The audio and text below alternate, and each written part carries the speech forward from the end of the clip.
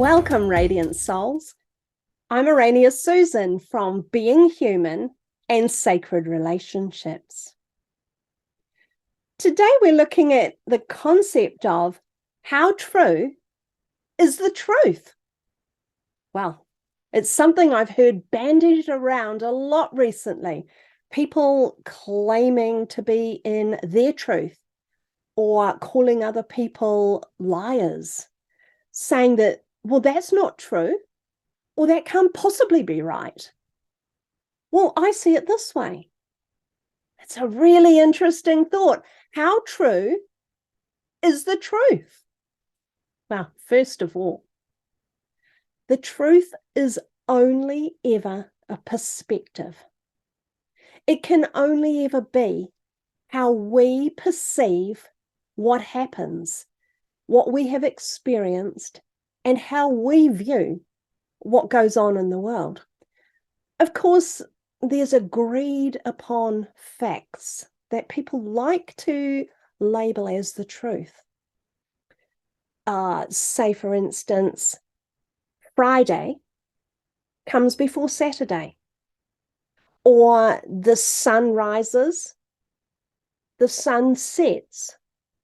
Now, depending on your belief systems, your culture, your worldview of where you live, and the people around you, even that might be open to dispute. But there are some definite agreed upon facts. That's basically the truth of whoever you are connected with, the people in your environment. But beyond that, I've seen a lot of other elements being brought in as, well, this is the truth. This is the way it is.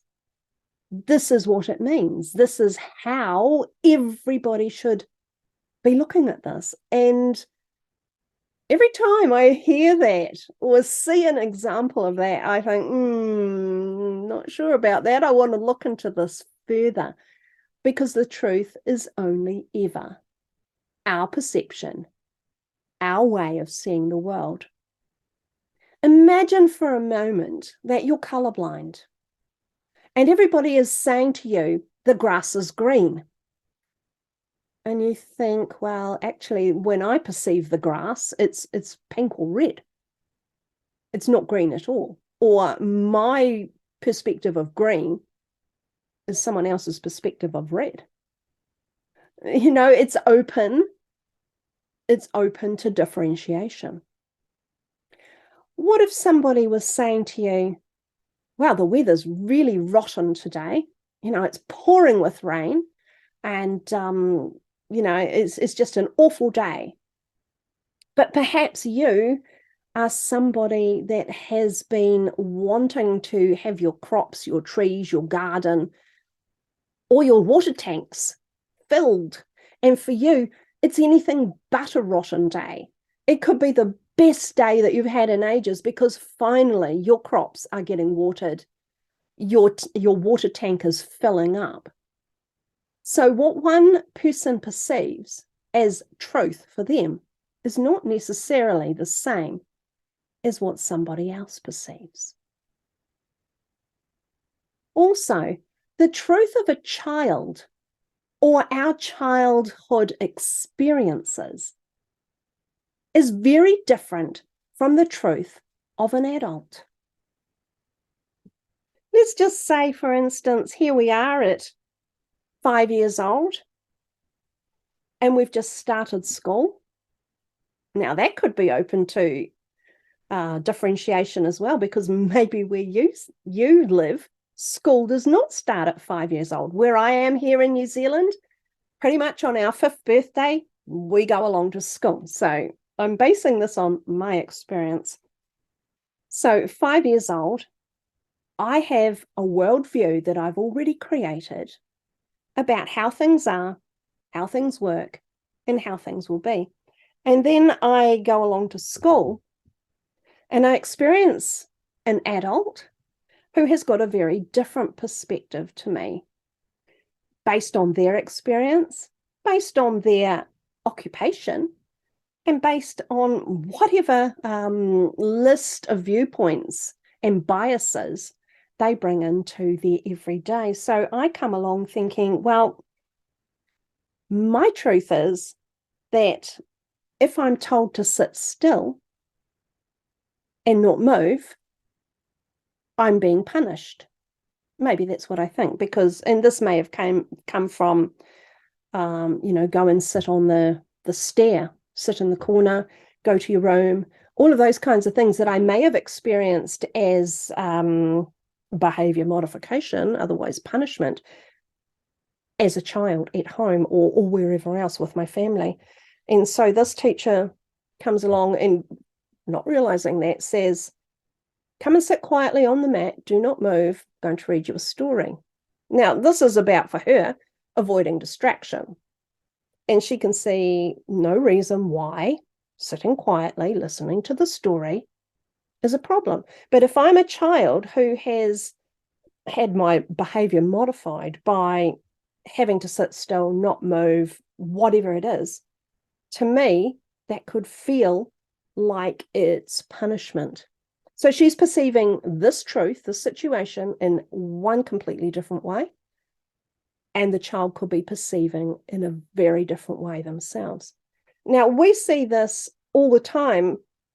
We see children interpreting the actions of adults through their childhood eyes, lacking the experience that the adults have. So maybe we're talking about parents, grandparents, uncles, aunts, whatever, who do something that this child does not have the experience of. So when they perceive this, either they think, oh, that's the way that I should do it, or, oh, that's a really bad thing, I shouldn't be doing that, without understanding what the situation's about. So the truth of a child, whilst relevant to them, and we cannot discount it, but we do need to keep in mind that our experiences as children were based on the truth of what we had experienced and understood at the time.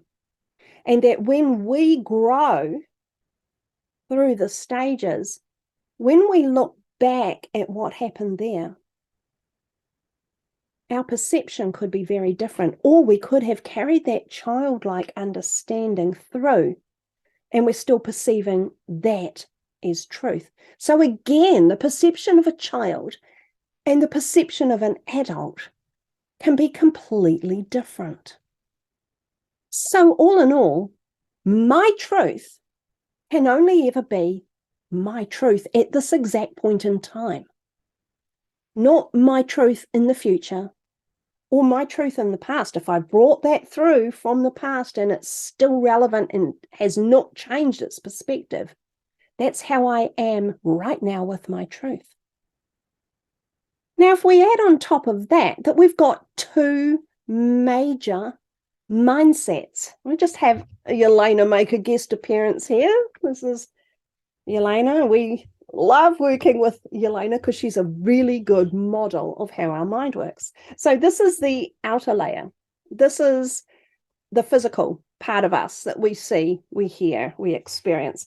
This is the inside part, the first spiritual layer. This is the outside of our ghost or etheric layer. And then inside of there, we have two major mindsets. Now, these are the same size, just to fit inside the dolls. The blue one ends up a bit smaller, but they are the same. So the red mind is our emotional mind. The blue mind is our mental mind. So this one focuses on our intuition, on our feelings, on our instincts. And this one works on logic, process, procedure, facts and figures, anything that's tangible, intangible. So the truth, according to the red mind, is going to be an emotional truth. It's going to be based on feelings. It's going to be based on the past, because the red emotional mind is past focused. The blue mind is going to be based on the specifics, the details, potential of the future. If you're in conference, conversation, discussion, debate, whatever, with a person who's in a red mind and a blue mind, the blue mind's going to think that their truth is right. They're looking at the facts and the figures and the absolute undeniable aspect of it. And they're going to think, potentially, that the person in the red emotional mind has missed the point, is not being truthful. They're going to be thinking about, well, how did I feel? How did this make me feel? How did I react? How did I respond? So the difference between the truth of facts and figures and absolutes and the difference with the truth of our emotions and our feelings are gulfs apart. So again, are we coming from a blue mind perception when we're saying this is true? Or are we coming from our red mind perception when we say this is true? Always, this is true for me. The problem comes when we try to overlay that truth on someone else and say, I know what the truth is. The truth of the matter is this, implying that we are right and they are wrong. Even if it's a blue person and a blue person, one will be more dominant. I am right, you are wrong, this is the truth. So truth can only ever be perception, unless it's one of those agreed upon facts that we've all said. Friday comes after Thursday. I'm going to go through my 20s before I go through my 40s. Agreed upon truths. Thanks, Yelena. We'll just pop her back away and we'll look at the concept of witnesses. Now, this one's always fascinated me. I've always wondered how a group of, say, 10 people could see something completely differently and yet all be supposedly telling the truth from their own perspective. How can it be so different? How can some people think that the person that they saw in a crime or whatever it is that they witnessed, how can some of them think that they're tall? How can some of them think that they're short? How can some people think that it was a blue car and other people think that it was a brown car? So are they deliberately lying? Probably not. It's just down to their perception. So let's look at an example of how this works. So I have here a beautiful candle that was gifted to me. On the front, it has the A for Araenia. Now, if you're looking front on at my candle, oops, if I can get it where you can see it, you can see that that is a candle with an A on it. Now, if your perception is not front on and you're looking from behind, you're going to say there's no A on that candle. It's just a regular vanilla scented off-white coloured candle. It has no A.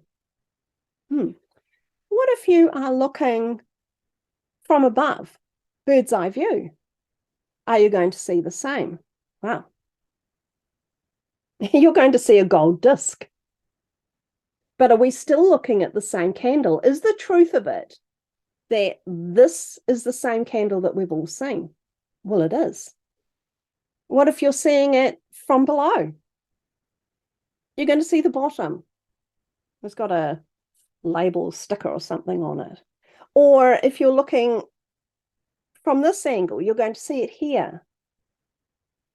Or you're going to see it upside down. However it is, the reality is that this candle has been the same every time we've looked at it, but our perception determines what we think it is.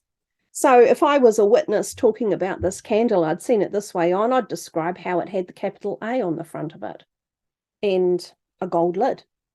But if I'd seen it from here, I wouldn't be describing the gold lid or the A. So is it still true? Well, depending on your perception, yes, it is. It's just that you are looking from somewhere else. And this helps to explain how witnesses can get it so wrong, because they are perceiving differently. Now, this is the same whenever we are in relationship with someone else. So let's just have a look at the relationship circles here.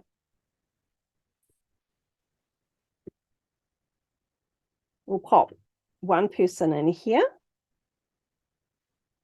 And whoops, let's get someone a bit bigger. Both adults.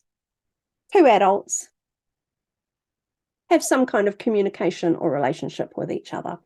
So this one's in its bubble, and this one's in its own bubble. Nobody knows exactly what goes on inside of us. Nobody else, no one at all, has our perception, knows how we feel about things, fully understands every experience we've gone through, knows what the detail of our belief systems. Just add to it. Are we colorblind? Are we a shorter person who gets a different perspective, or a very tall person who gets a different kind of perspective? Are we more focused on the red mind or the blue mind? Are we easily distracted? Whatever it is, this is completely and essentially us, and we are the only person who know that. So this person here absolutely knows themselves, does not always know what's kind of going on below the surface, because that may not have been revealed to them yet. But this person over here has no idea whatsoever about the inner world of this person, and vice versa. This one here has their own inner world, their own perceptions. So they come to a point of meeting, and let's just say these are romantic partners, and they're connecting. Gone out perhaps for an evening out, or relaxing on the sofa, or out at the beach, whatever they're doing, but they're doing something together. And then this one says, "You do not love me." And this one says, "Well, what are you talking about? Of course I love you." And it's like, well, this is the truth. You do not love me. Wow, what's going on here? If we just pop them back in their own bubbles for a moment, the truth of the matter is that this one's way of expressing love and receiving love, their truth when it comes to love, is around romantic words, being spoken to in a particular way, being told, however many times a day, "I love you, I adore you, you're just the most wonderful person on the earth to me." This is what lights them up. That's their truth when it comes to being in a romantic relationship. And this one over here, let's just say, for instance, they've got more of the archetype of a person of service. And they think, well, if I love you, the way I'm going to show that is I'll make sure that you always have the food that you want, or always have the meal. I'll always cook a meal that you like, or I'll make sure that your car is, polished and clean, or I'll clean up the yard, or I'll make you a cup of tea. Whatever it is, acts of service, words of love. So this acts of service does not understand when this one says, "You do not love me," because their truth is, I've made you a cup of tea, I've cooked the meal that you like, I've cleaned up the house, I've done all these acts of service because I love you so much. I want you to feel that. That's their truth. And this one's saying, "You never tell me you love me. You never send me a romantic card or a letter, and you never express your love to me in words that I can understand." They're at completely different purposes, because this one's truth is around those acts of service, and this one's truth is around those special words. So this can create friction in relationships, and we can overlay this on any kind of relationship. This one might say, "Well, you did blah blah blah," and this one says, "No, I didn't." "Yes, you did." "No, I didn't." And so we can get into arguments about whose truth is right, who's being honest, who's being dishonest. Now, it is possible that they're both right, that they're both telling the truth. This one says, you've been slacking off, you didn't get such and such done. And this one says, no, that's not true. I worked all day. And they said, no, you didn't. Well, if their expectation is that you were working all day on A, B, and C, and you'd actually instead been working on X, Y, and Z, because they have an expectation of that situation, they're then going to overlay that with their perception, their perspective, and their truth is that you did not do what they expected you to do. So when they say to you, you know, you're not telling the truth, you didn't do blah, blah, you didn't work all day, is this one not telling the truth? Well, according to their perception, X, Y, and Z was equally as valid. So they did work all day, just in a different way. So we see this all the time about where does perception lead to the truth. And one of the things that really annoys me and prickles me is when somebody says, oh, you meant to do that, or you intended, or you just want to be. And I'm there thinking, no, it's not how it worked for me, because my truth was nothing to do with that. My angle was something completely different. The reason I did X, Y, and Z was because I wanted to, however it was for me. And this one's saying, oh, well, you just wanted to get more points than me, or you just wanted to be finished first. And I'm thinking, actually, no, I just wanted to go and put the dinner on so that you'd have something that you enjoyed. That's why I wanted to get it done. I don't know, whatever that situation is. But we get this kind of conflict in relationships all the time by having expectation of somebody else that their truth is the same as our truth. And it totally is not. The way that we do something is completely different from the intention, the motivation, the inner dynamics that go on within us. So everybody's version of the truth is totally different. Now, thanks guys, one of the things I experienced or have seen many times is something that I think of as accumulated memory. And so this means that it's something that started a very long time ago, and it's gone through. The more I've told the story, the more I've talked about it, the more I've thought about it, it seems to grow. It seems to get embellished. And what it used to be over here has now grown into something. Now, is this because I'm deliberately trying to exaggerate or not telling the truth? Well, no. It's not to do with that. The more familiarity we have with something, the more we see. And the more experiences we have, the more we think, oh, well, that must have been connected to. And we kind of overlay and embellish. And the original truth grows into something that actually might get to a point where the reality of it might be quite small. So we get this accumulated memory of things being layered on or added to that can distort our version of the truth as well. Truth is still in there, it's just that it's growing. Another one, and I experienced this a little while ago with my mum. And I can remember being about 4 years old, and we were at an old lady's place. And by old, I mean she was older than my grandmother at the time, and to me, it just felt really, really old. She was probably 60, I don't know, but to a 4-year-old, she felt very, very old. And she brought out some afternoon tea.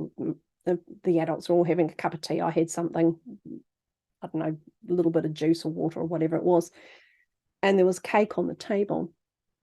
And I can remember being told, if you ask you won't get. So in other words, just be polite, just, wait until it's offered to you. And I overlaid that memory with a story that my mother had told me about when she was younger. So this is the truth of my story.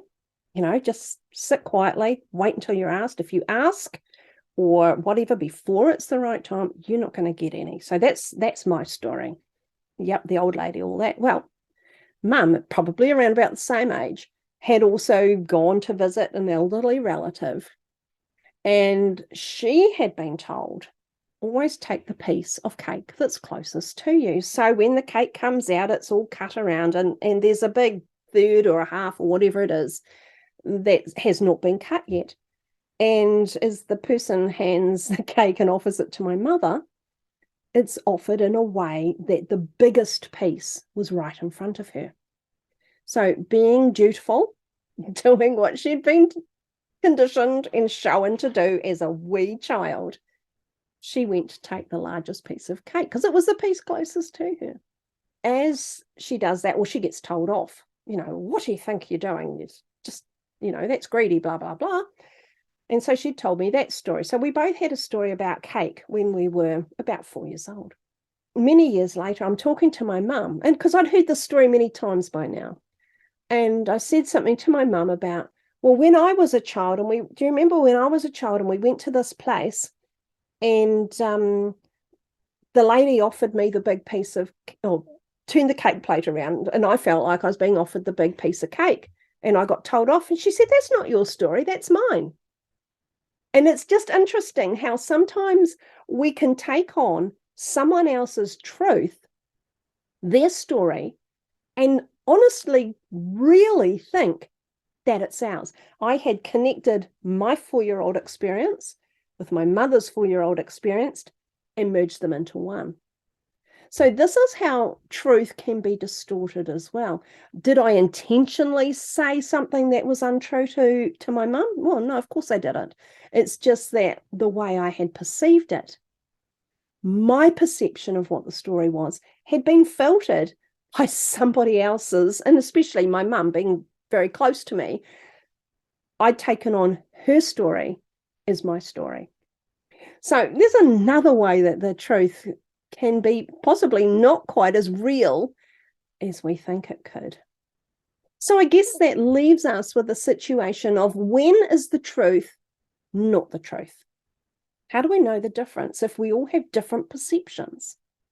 Well, if we look at the intention behind what is said, is there an intention to manipulate, to deceive, to rearrange the facts to come up with a different kind of narrative, to get the upper hand, to make an excuse, or for us to suddenly change the subject to avoid getting into trouble? If we've got all of those kind of deceptive actions going on, then we can consider that the truth may not be as truthful as is being expressed to us. If somebody denies, and they're in denial, and they're just saying, just like we had this couple over here before saying, well, you did such and such, and they said, no, I didn't. So they're in denial. Are they being deceptive? Well, if they've forgotten, if they're talking at cross purposes, this one had expectation of A, this one had expectation of B, that's not being deceptive either. Yes, it could be the denial because I do not want to admit that, I do not want to accept that, I do not want to think about it. Or it could just be, I actually do not remember. Or, according to me, that's something that never happened. So, on that note, I think we'll leave how true is the truth for you to have a look yourself. See what's going on, and just remember, every time you hear something that somebody says, this is the reality, this is the way it is, keep that open mind. Is this agreed upon fact? Or is this someone, my truth being expressed, their truth being expressed? Am I in agreement with that for me? The truth is always a really interesting concept. People have so many different belief systems, so many different perspectives around what has happened. So we've seen the witnesses who saw brown cars and green cars. We've seen the candle that has got letters on one side and blank on the other, or the gold top, or just no essence of the gold at all.